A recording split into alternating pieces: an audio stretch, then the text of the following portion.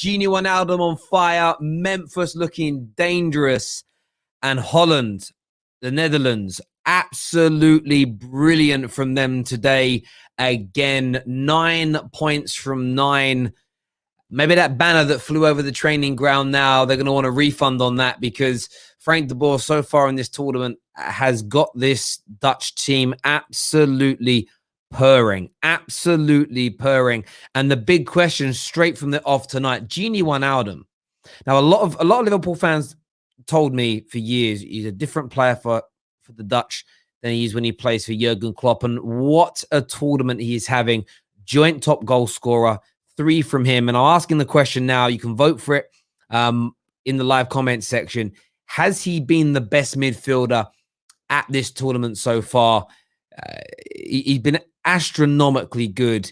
It's not just the goals. It's the overall performance from him. You're getting everything you see from him at Liverpool, the work rate, the tenacity, the leadership, the togetherness. Or what he did at Liverpool is, of course, a PSG player now.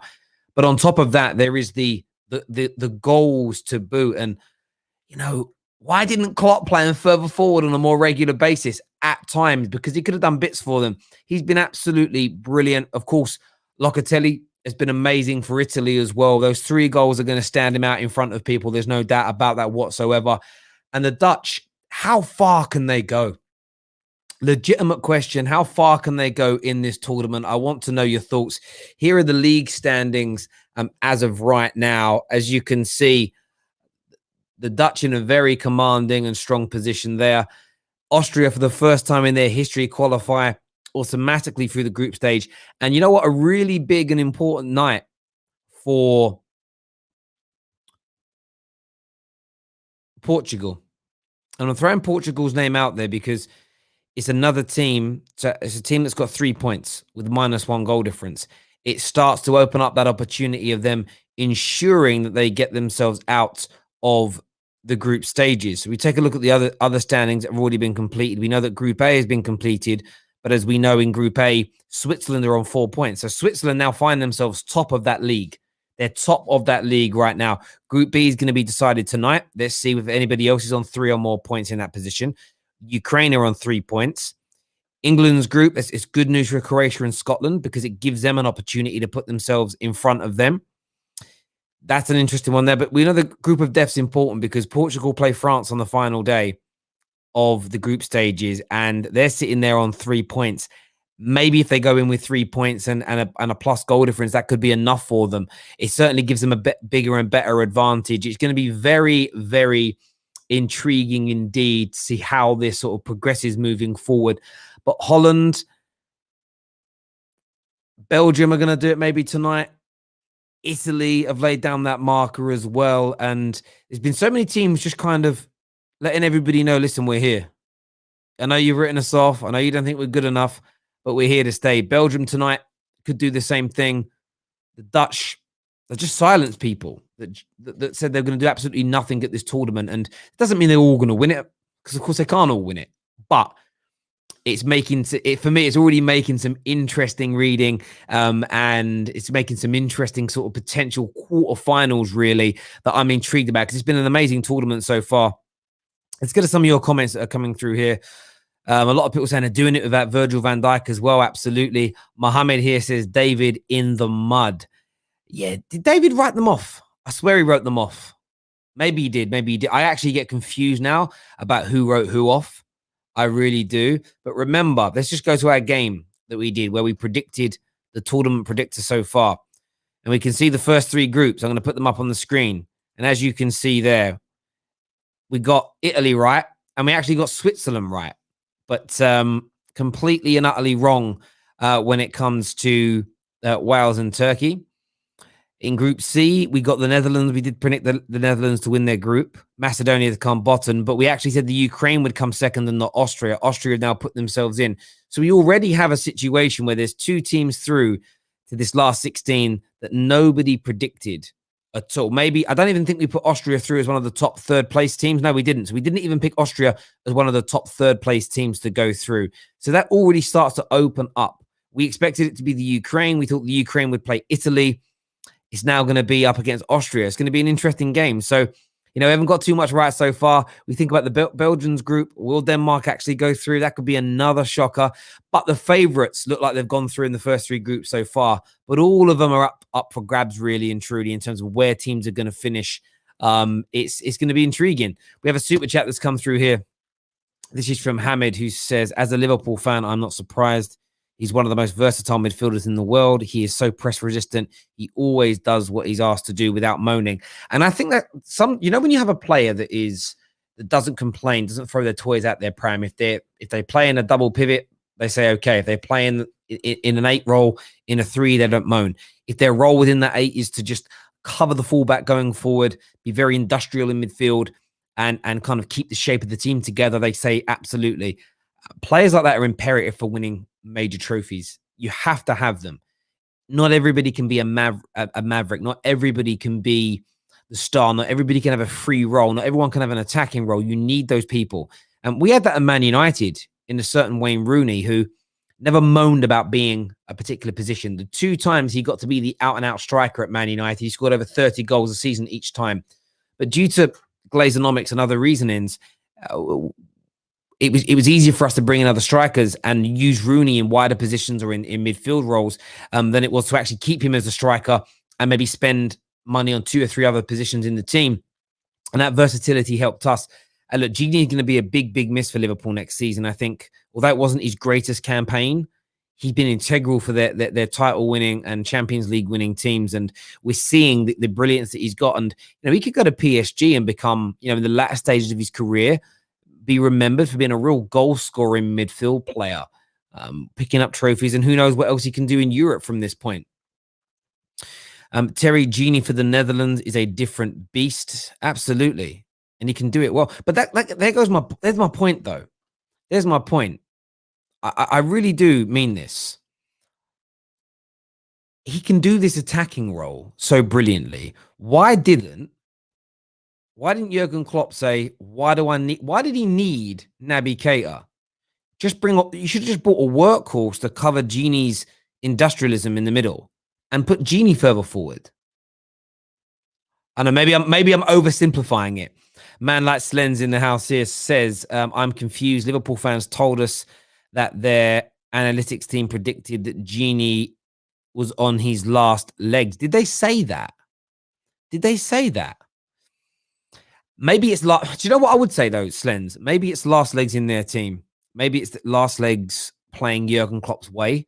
Jurgen Klopp's system is so grueling on the body. Maybe it's an element of he just couldn't do that anymore. Maybe. I haven't seen the report. I'd love to give that a read if someone can show that to me. Grey Wolf Dinner says was watching the other game.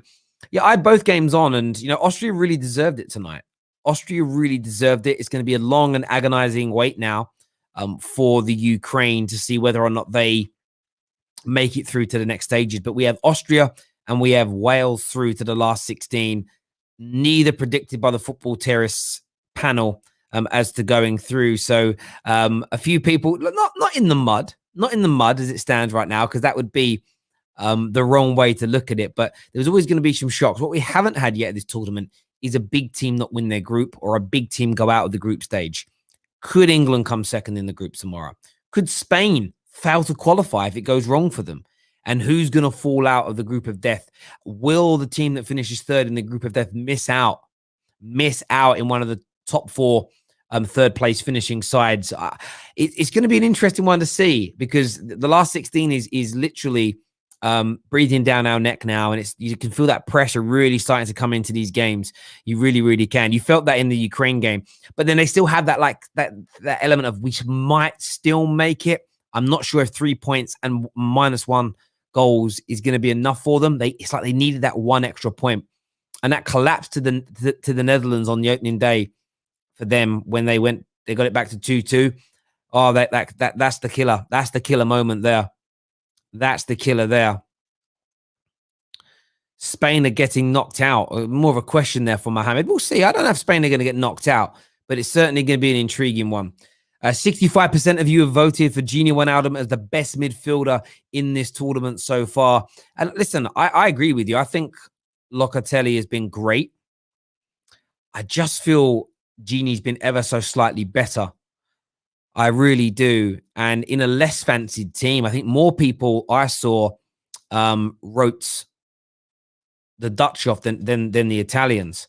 We've got my guy here, Ginger Fury in the house, says shirt came today, Terry. Not a problem. I know yours came, and D1 actually posted his on Twitter as well. If you can share that a picture with us or something, that'd be great, and we'll get that retweeted. As we say, we do these competitions every month, and we follow through with it. We don't say we're going to get our users and our viewers shirts or prizes and then not send them through. So Ginger Fury and D1 have received theirs. Remember, we are running the competition as well for June. You've still got an opportunity to get your name into the hat. Twisted Bubba went into it today. Super chat us in. We'll do it on this stream. We'll do super chat us in the best question. If I pick it as the best question during this stream, then your name will go into the prize draw. Italy and the Netherlands have had home advantage, even though they have been class compared to other teams, and that's a real, and that's a true say, and that's a true say. And when we start looking forward now, I'm going to look at the sort of the schedule here. We go to the last 16 games, and we don't know who everybody's opponents are going to be yet. But let me just put this up on the screen for a moment. As you can see, the Netherlands have now got to go to Budapest. The Italians have got to go to Wembley. Will that make a difference not having that home advantage that you talk about? Maybe, maybe not. You know, this is when we're really going to see. But if we look at the Dutch here, they're going to play the third place team from Group E, Group D, or Group F. So what's so interesting is we don't know who they're going to get yet. It depends on, I think they get the lowest placed team. They could actually get Portugal. That's the mad thing. They could get Portugal quite easily, because I think the way it works is they'll get the lowest place finisher out of Group D, Group E, or Group F in terms of points. So if the Group D and Group E winners have 4 points each, but the Portuguese lose to France but scrape through on goal difference, and they have one of those places, then they could do it, because you could actually get a third place team through from D, E, and F. So it'll be the worst placed team of all of them. I think that's what I read. So they could end up with Portugal, and then it's going to be a real test.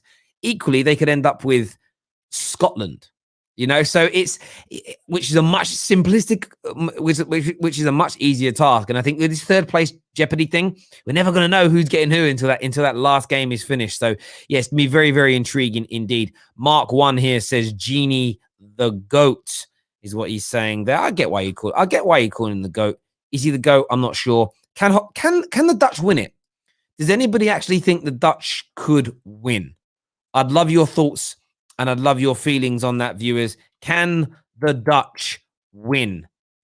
Can the Dutch win this tournament? I don't remember the last time they actually won an international tournament. I know it was a while ago, but do you think they could win it? Do you think they could win it? I want your thoughts. I want your feelings. I want your comments. Let's go through what some of you are saying here right now. I need to just share this now. I don't know if any of the boys are ready to come on from what? 1 second, people. I will share the line if any of you want to call in and talk about today's subject matters. I'm just sharing it in the Football Terrace WhatsApp groups. I'm going to share it in the Legends and Super Fan group as well. If you're a Legend or a Super Fan, you're in that group. You get it first. You get the chance to phone in before others. I want to hear from you. I want to know what you're thinking and feeling.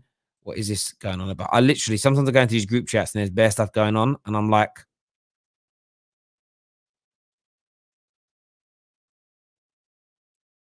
okay. There we go. What you were saying here? Oh, you guys make me laugh. Right, let's go through some of these comments here. Depay is overhyped. Explain that. Explain what you mean by overhyped, my brother.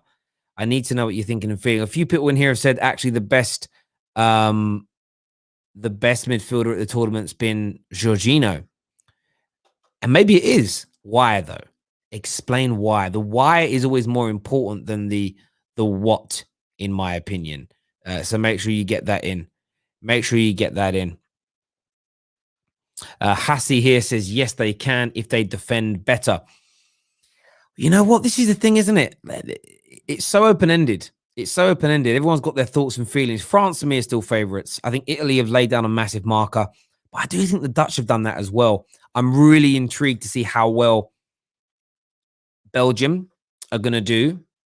I think the build. I just think they've got KDB starting, and they've got Hazard starting tonight. It's going to be intriguing to see how they all look together. How they all look together. Terry, what's the prize for winning the Euros? Pride, a sense of achievement, being European champions. I think that's what it is. I don't think it is. There might be some monetary funds that go to the respective nations FA, but I don't get that. Oh, sorry. Someone said overhated, not overhyped. Sorry. Did they say overheated? Overhated. Sorry, overhated. My brain's gone. What do you mean overhated? By whom? Who hates him? I've seen nothing on socials but pure praise for Memphis this whole tournament. So I'd love to know where you're getting that from, because I'm intrigued to understand it. Let's do some more comments here. Genie is a big game player when he thinks others around him. Sorry. When he thinks other players around him have it under control, then he coasts at a 7 out of 10 performance and takes it easy, is what Slan Man thinks. That's an interesting take. Again, I've never heard anyone say that about him before.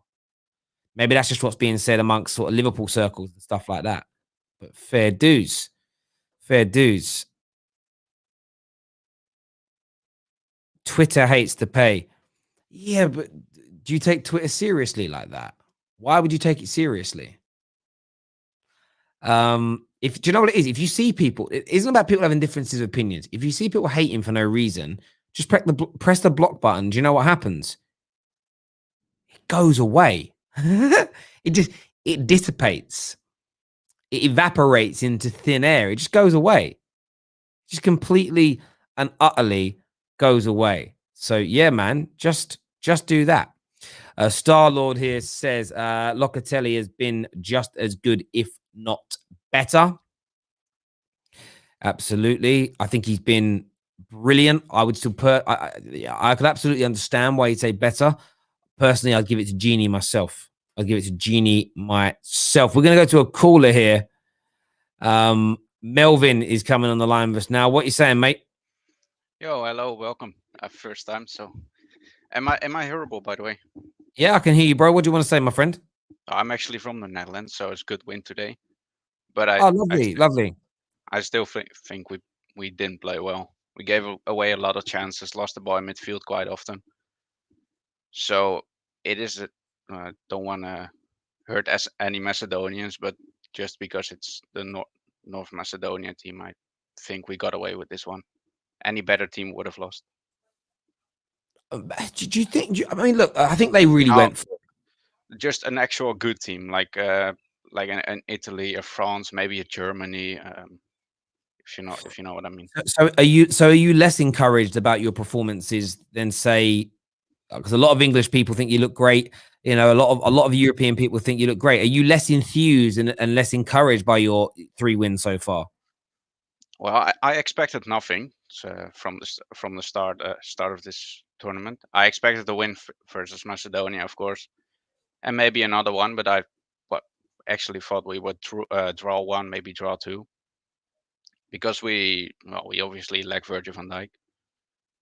He was our main man, and I think some of our boys played a great tournament so far. Like a Frankie De Jong, he's running the show.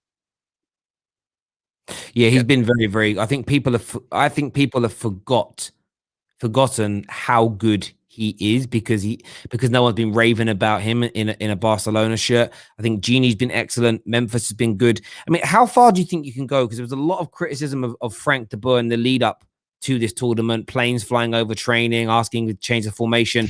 3 wins from 3. You know, what's the mood like in the Netherlands? It's more positive than at the start of the tournament, that's for sure. We were a bit we've been playing 4-3-3, like that was the Dutch way, the total football. That's what we play since like I don't know 1950 or something. So this was a bit of a weird one, but it worked, so I can't complain obviously.